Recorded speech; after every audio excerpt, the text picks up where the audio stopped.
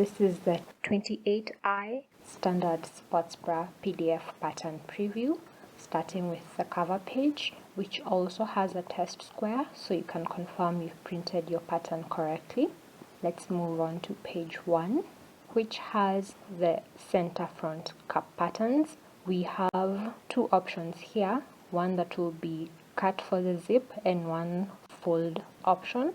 This is so you can make a pull-on style sports bra or a zip front sports bra. On page 2 we have the decorative center front pieces, which are optional, one shoulder strap, another shoulder strap, as well as part of the adjustable Velcro strap option. Onto page 3 we have the right outer cup pattern, which also has a frame.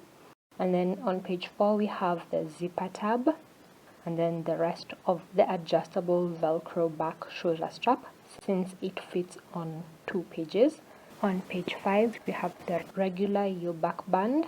I've also included a cutting checklist and a sewing steps PDF so that you have a guide when you're working on your sports bra.